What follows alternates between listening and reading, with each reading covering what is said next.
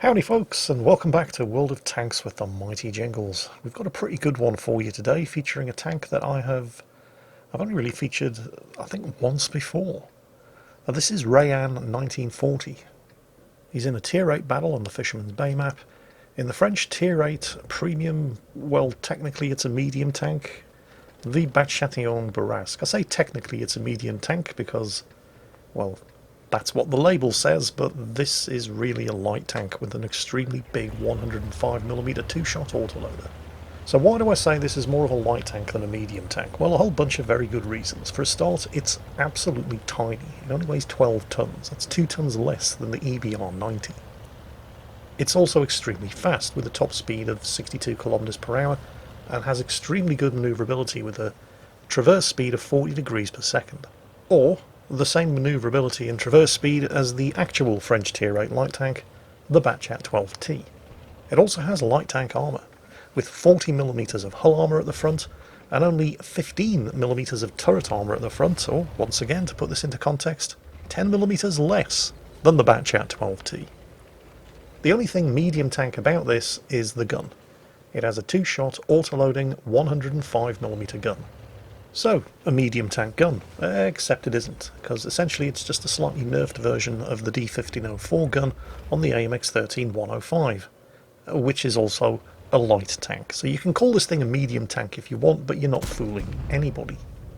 Now that two-shot autoloader is probably at the same time the best thing and also the worst thing on the tank.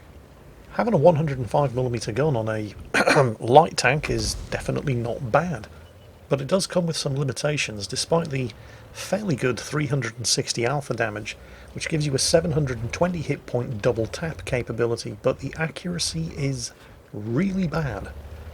And while it is a quick intra-shot reload, you have to factor in 194mm of penetration, the fact that you don't have the EBR's magic auto-aim assist, which often means that unless you're dueling or circle strafing an opponent at point-blank range, you have to take into account the probability that some of those shots are going to bounce because of the kind of bad 194mm of penetration. Some of them are going to miss because of the absolutely terrible .42 accuracy, and those that neither bounce nor miss and actually do damage might low roll. So unless you absolutely 100% no shit guaranteed know that you're going to finish off whoever you attack, you pretty much have to do what Rayan did there. And before you go into attack, you already have your escape route figured out. That was still a pretty ballsy move.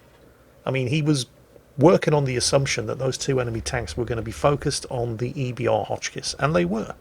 So he took a calculated risk, got in there, took his 2 shots, and got out and only suffered 1 hit in return, and it was from the Type 62, which only has an 85mm gun, and he's back in cover, and he's reloaded. The bad news is that as well as losing an IS, the team have also lost their 2 light tanks, the Type 62 and the EBR Hotchkiss. But, well, have they, really? Because Rayan's still alive, and the Barrasque has 80 meters more view range than an EBR Hotchkiss, and has the same 390 meter view range as the Type 62. The only thing that isn't really light tank about this alleged medium is, because it is a medium, it doesn't keep its camo value while it's moving. But to all practical intents and purposes, if you play this thing as a light tank, you really won't go far wrong. Guns reloaded, popping forward. Any enemy tanks in the open down there? Oh, hello. This is only going to take 1 shot. Bang, dead. Got him. Somebody took a return shot, but it went wide by a country mile. Goes for the reload, drops back into cover, and waits it out. So, good news, he's got his first kill. Bad news, that's his team's first kill, and they're down 3 tanks. Good news, he now controls the centre of the map. Bad news, there's nobody left here to fight in the centre of the map. The Lance and Sea is running away, he knows when he's beat, and the rest of the team are pretty much getting their asses handed to them both in the west and the eastern flanks. Although we can shoot a couple of those guys like the Tiger from here. 2 shots should be... Yep, bingo, there we go, second kill. Nice.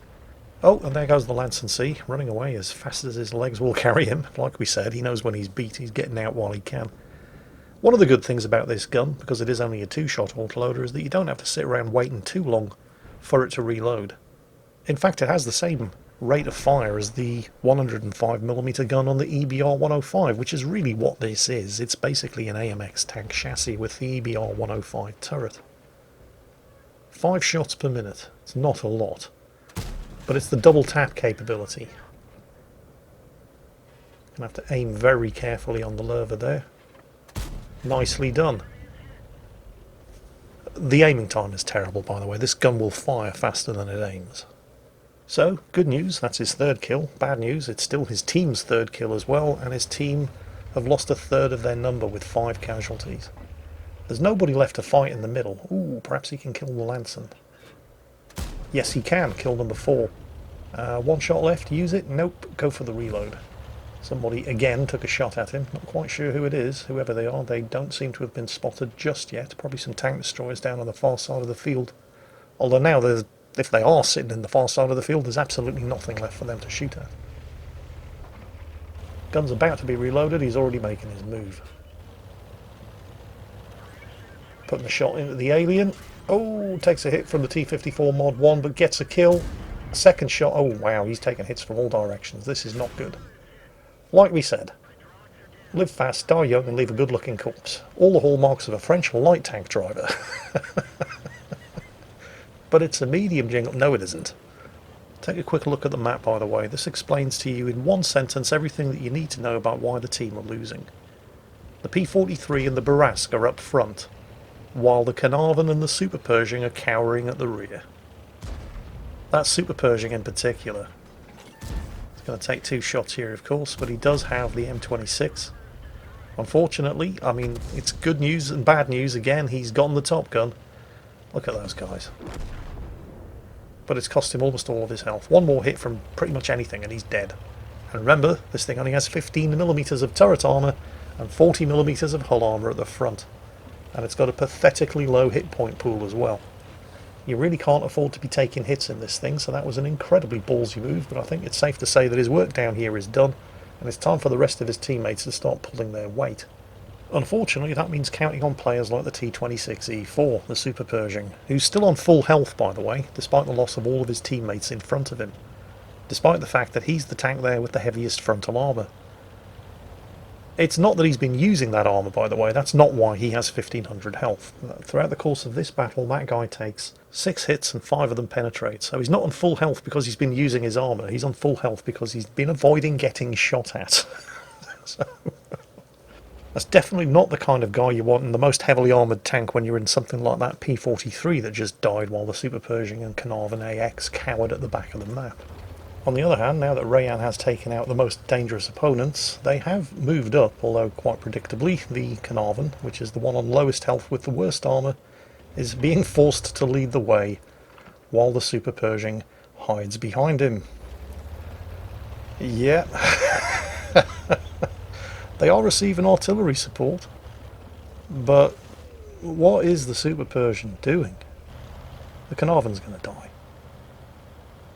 In retrospect, I think Rayan might have regretted this move, because if he's expecting any kind of support from that Super Pershing, he's destined to be disappointed. In fact, it looks like he's reaching that conclusion himself, and he's just waiting. He's going to use the Super Pershing as bait as the T-54 Mod 1 closes in. Oh, hello. Crusader SP. Look at this horrible aiming time. The Crusader spotted him. And the horrible accuracy as well, so that was unfortunate. Oh, was very, very lucky not to die there. But he's going to take out the Crusader SP, while the T-54 Mod 1 just finishes carving up bits of Super Pershing, making sure he keeps buildings between himself and the enemy Tier 8 Russian medium, while he reloads and considers his next move. And I think that, at least for a fraction of a second there, he was thinking about waiting out the reload right there and assisting the Super Pershing against the T-54 Mod 1. But that would have involved the Super Pershing being capable of doing at least 500 damage to the T-54 Mod 1. Yes, I know, Akazuki, that does not seem very likely. What's that, Akazuki? You think that his running and leaving the Super Pershing to the tender ministrations of the Russian Tier 8 medium was the right thing to do under the circumstances, is that it? Yes, I think you're right. I'll tell you what, it's a sorry state of affairs when a 15-month-old cat is a better World of Tanks player And that's Super Pershing. Oh look, he's dead. Well, yeah. What an astonishing development. We definitely didn't see that coming, said absolutely nobody whatsoever. Yeah, it turns out they're running away and leaving the Super Pershing too. It was absolutely the right thing to do, because if Rayan had tried to intervene there, I think we can all agree that they would have both died. That Super Pershing, spoiler alert, managed to do 493 damage this entire game from 8 shots fired, which is pretty impressive for a tank arm with a 90mm gun in a tier 8 battle with 202mm of penetration. I don't even know how you could lose a fight in a tank like that on full health against an enemy tier 8 medium with 120mm of hull armour, but the Super Pershing found a way. Right. It looks like Rayan has this... Oh shit, no, spotted. And he doesn't know where the T69 is. No, not good. T69 has terrible penetration, but well, when you're shooting at a target with 15mm of turret armour, he has to help out the AT-15A. Yes, good. Got the Super Hellcat. The AT-15A is easily his most, if not only, valuable teammate. Yeah, that's right. You know things are getting desperate when you're relying on an AT-15A. Not a particularly good tank destroyer. But, well, he's the only other person on the team still alive who's managed to kill anything. Rayon's on a Radley Walters medal now, by the way. That's 8 kills. Although I'm sure he'd feel a lot more comfortable if he knew where that T-69 was. Of course, with the eastern flank completely collapsed, the T-54 Mod 1 now has completely free reign to do whatever the hell he wants, so that's also going to be a bit of a concern. So somewhere down there's a T-69 and an SU-101. And judging by the amount of shells dropping on that rock through the trees, I think that's probably where everybody's expecting the SU-101 to be. Ah, T-54 Mod 1's just been spotted, in the process of taking out artillery. So he's hooked around to the south, and oh, there's the T-69. Okay, that's good. SU-101's still down there somewhere as well. Unfortunately, Rayan can't be in 2 places at once. He can't deal with these guys and the T-54 Mod 1. So maybe if the, oh, I don't know, the Ferdinand, who's been camping the bottom left corner of the map for the last 12 minutes, would like to perhaps do something about the T-54 Mod 1, who's almost certainly going to start threatening the... Oh, hello.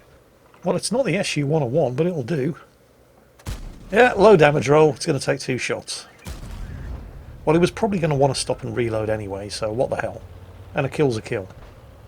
And sure enough, the T-54 Mod 1 is capping. So he knows where the T-69 is. Now he just needs to locate the SU-101. T-69 spotted up ahead. There's a nice convenient little bush here as he's worked his way around to the rear. And there's the SU-101. T-69 first. 1 shot left. SU-101. Double dose of surprise butt sex. Best kind of butt sex. No artillery to worry about. So he can lay up here behind the rock while he waits to reload. SU-101 has gone undetected. He's going to pop up behind this bush in case the SU-101 is turned and is waiting, but no, he's not reacting at all, so... just sitting there waiting to die. Fair enough. Naturally, the T-54 Mod 1 is continuing to be allowed to cap. Unmolested, but, well, the Ferdinand has at least managed to spot him. Is the Ferdinand going to manage... Wow, somebody's at least managing to do some damage to him. That's pretty impressive for this team. He is, of course, now on less than 720 health, so there's a potential, if you aim carefully, for a double tap here. There's 1. Come on, for the 12th kill. There's 2. 12 kills. It's only disappointing that Rayan didn't think to platoon up with the AT-15A, because that would have been a crucial contribution, with 14 kills between the 2 of them. It kind of sucks that you have to be in a platoon for that medal, and it's a shame he didn't think of it and offer to platoon up with the AT-15A, who of his surviving teammates was the only one who deserved it, but it's 12 kills between all members of the platoon. They had 14. Yeah. And it is what it is. But he did all right out of it, with Ace Tanker, Pascucci's medal for butchering the artillery, Pool's medal for the 10 kills, and High Caliber and Top Gun. But it's a mark of just how much he had to carry his team when you have a look at the team scores and you look at the bottom 5 members of Rayan's team, who between the 5 of them managed to do the grand total of 11 damage. Compare that with the bottom 5 members of the enemy team, who between them managed to do 2,000 damage. Yeah, there's a bit of a difference there, isn't there? So you can kind of, looking at those figures, get some kind of idea of the size of the mountain that Rayan had to climb in order to carry that team. But he did it. 12 kills, nothing to be ashamed of. Extremely well done. And I hope you all enjoyed it, because that's it for today. As always, take care, stay safe, and I'll catch you next time.